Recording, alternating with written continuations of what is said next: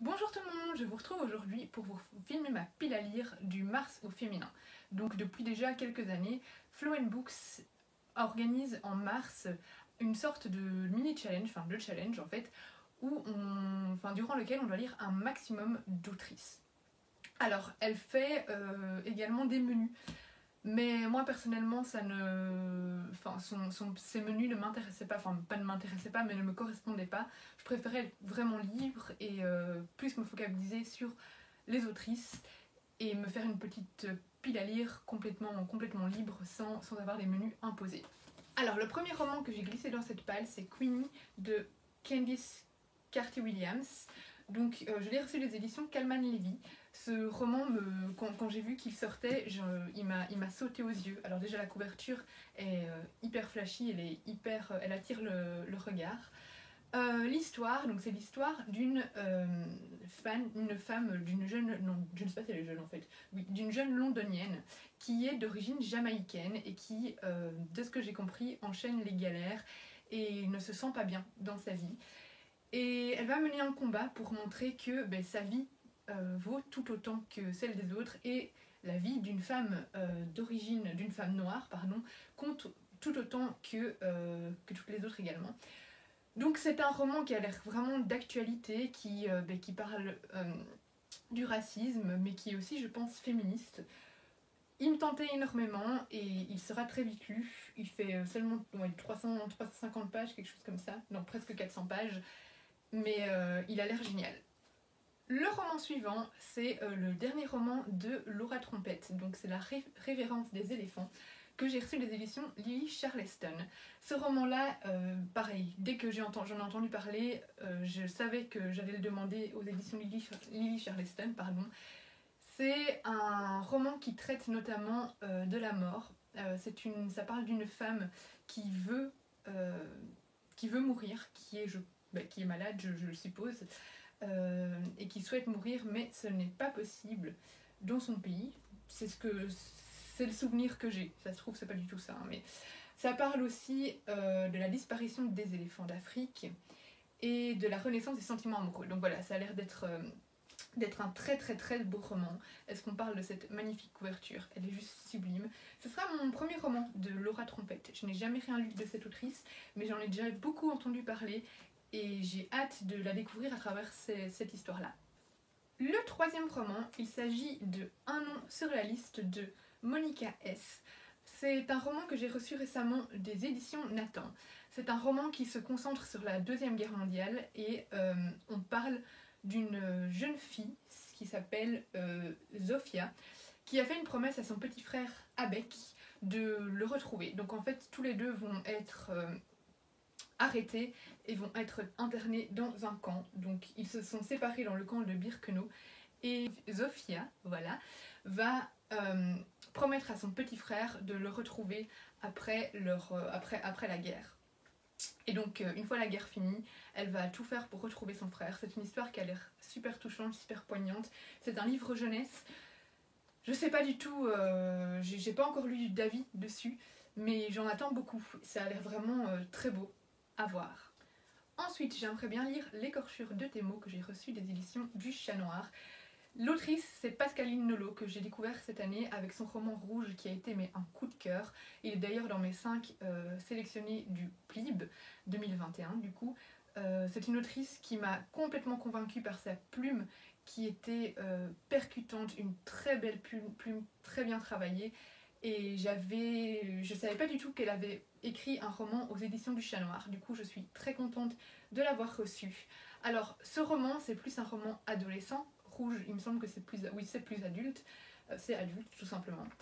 Ici, on va suivre une adolescente, Emma, qui a 18 ans, voilà, qui est très enfermée sur elle-même, qui passe sa vie sur son blog, qui se sauve, entre guillemets, dans l'écriture, dans son blog, dans les mots, dans la poésie. Et elle est l'exact opposé de son frère Sid, 17 ans, qui lui est beaucoup plus extraverti, qui n'est pas du tout, qui n'aime pas lire, qui n'est pas du tout, voilà, c'est pas un homme de mots, on va dire. Donc ils sont liés tous les deux par les liens du sang et également par un accident. Ils ne se sont pas vus depuis plusieurs années et ils vont se retrouver. Et voilà, on n'en sait pas plus. J'imagine qu'à travers ce roman, on va découvrir pourquoi ils ne se sont pas vus et on va sûrement travailler sur la relation frère-sœur. Le roman suivant, c'est Les choses humaines de Karine Thuil. C'est Mrs. Bookermans qui en a parlé en bien. Elle en a vraiment... elle m'a donné envie de lire dans plusieurs de ses vidéos. Dans sa manière de parler, en plus c'est un roman qui parle du viol, mais donc également j'imagine qu'on va suivre un procès, et la manière dont elle présentait la chose, ça avait l'air d'être un roman assez bien développé d'un point de vue psychologique, dans le sens où ici on va suivre une famille. Donc ce sont deux parents qui sont très puissants socialement parlant. On a un journaliste et on a une femme très impliquée dans la cause féminine. Et leur fils, si je me souviens bien, c'est leur fils, va être accusé de viol. Enfin, c'est pas précisé que c'est leur fils qui va être accusé de viol, mais je suppose que c'est ça, ou le mari, je ne sais pas. Quelqu'un va être accusé de viol dans leur famille en tout cas. Et ça va remettre en question tous leurs a priori. Ça va nous remettre en question, je pense, nos a priori aussi, parce que quand on pense à un violeur, automatiquement on voit tout blanc ou tout noir du point de vue du procès. Mais qu'est-ce qui se passerait si le violeur en question était notre fils, notre père? Voilà, c'est un livre qui a l'air de faire beaucoup réfléchir. Et la manière dont Mrs. Bookermans, donc Sarah en a parlé, m'a vraiment intriguée, donc j'ai hâte de le découvrir.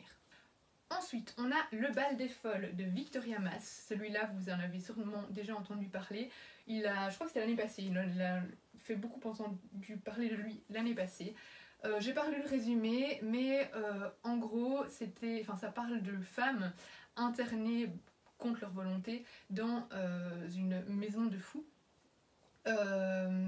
Qui sont, il me semble, internées pour des raisons diverses et variées, souvent pas justifiées, notamment, il me semble, pour leur pour adultère, pour leur orientation sexuelle, ou parce que leur mari en a marre d'elle. Il me semble que ça se trouve, de nouveau, je dis n'importe quoi, mais il me semble que, voilà, en tout cas, elles sont internées de manière très aléatoire et n'ont pas vraiment leur mot à dire. C'est un livre qui se lit apparemment très vite, donc il sera lu rapidement. Il est assez court, il fait 250 pages et il écrit très gros. Et il m'intrigue depuis quelques temps, donc il sera d'office lu dans ce mois de mars au féminin.